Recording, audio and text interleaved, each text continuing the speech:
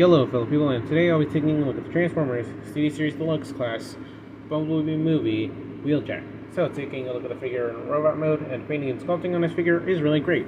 So right off the bat you can tell he's pretty accurate to how he looks in the concept art for that was used in the movie.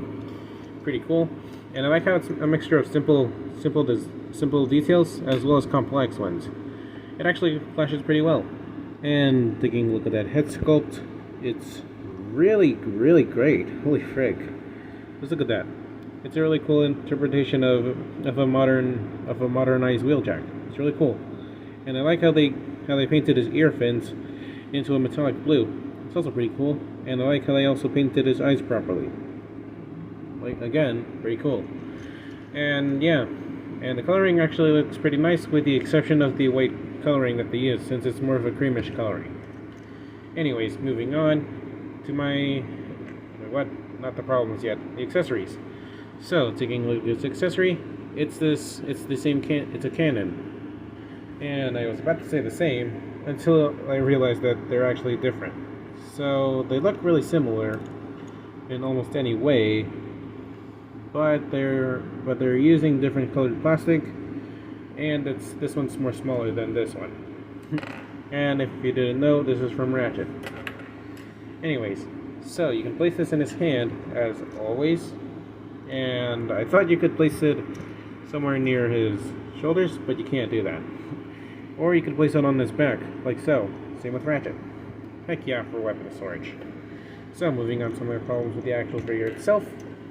The creamish coloring that they use for the white, that's kind of it, as well as how the feet are cut out of clear plastic. That's since the CD series is notorious for breaking. As well as how these shoulders kind of want to untab from the actual torso. Yeah, these tabs are not really supportive. Anyways, let's move on to visibility now, shall we? He has a ball drain at the head. He can look up pretty far and down that far. He has a ball drain at the shoulder, as you can clearly see. His arms can spread out that far. He has a bicep swivel and a double elbow bend. Anyways, he also has a waist swivel. He has a high kick, and he can kick back that far. Thigh swivel. Can he do a split? No, not really, sadly. And he even has a 90-degree knee bend, as well as a ball drain at the knee, and his foot can bend forwards that far and backwards that far due to his transformation. So yeah, that's basically about it for his visibility. Let's just move on to size comparisons now, shall we? Here I am right next to the Piggy Duo, as you can see right there. Oh frick, Tigre.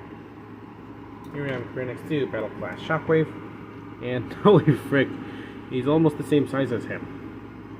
And here we have right next to some of the other Autobots from the Cybertron scene, that being Studio Series RC and Ratchet. You can see that they are a bit taller than him. And just because, here I am here next to Rise of the Beasts Voyager class Optimus Prime. There you go. And just because, here I am here next to the Netflix Wheeljack. And yeah, you can clearly tell this Wheeljack is taller than this Wheeljack. Not much else to say.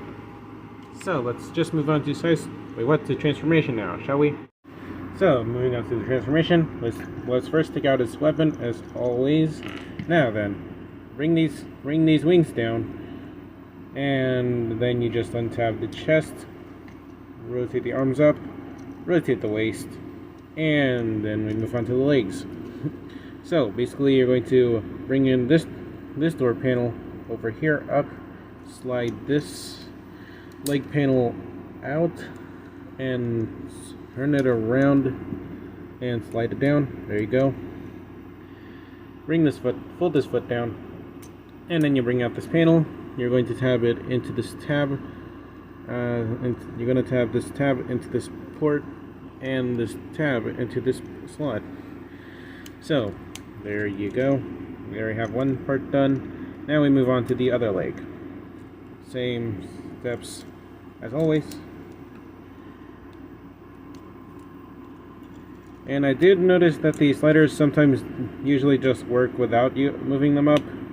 And then you just have these legs together. Fold out this piece of the window, Then you untab the chest, and you're going to tab these two tabs into these two. Oh wait, you're supposed to tab it in here. You're supposed to tab this into this stand port, and there you go. There you have this part of the car mode done.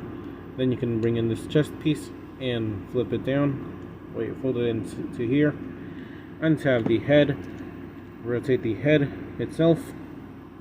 Then you fold this up. Then you bring this inside of there. Now we move on to the back.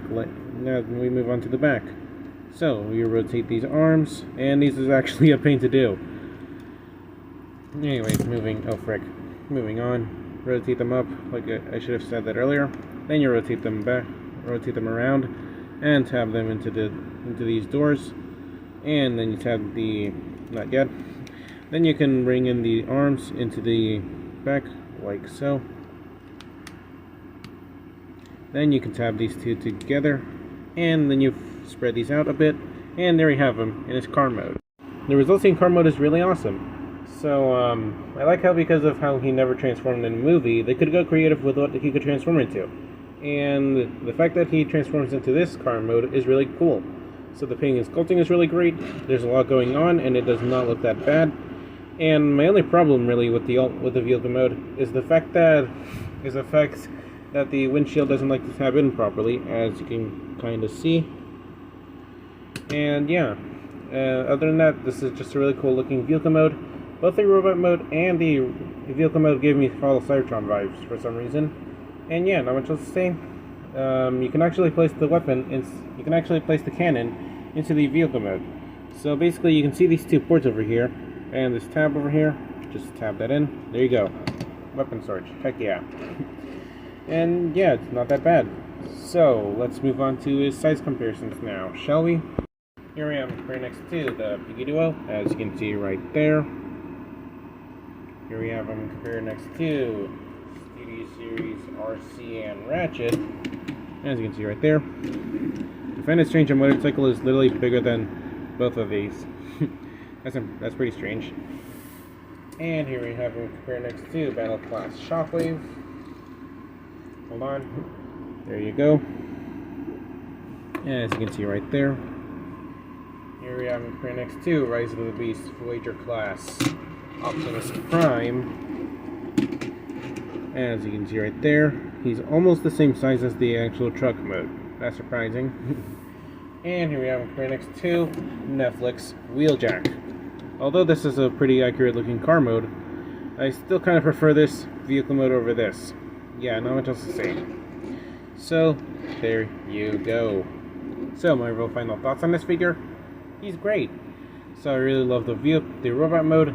The vehicle mode was actually great, and the actual transformation wasn't all that bad, though sometimes the legs could be a bit finicky.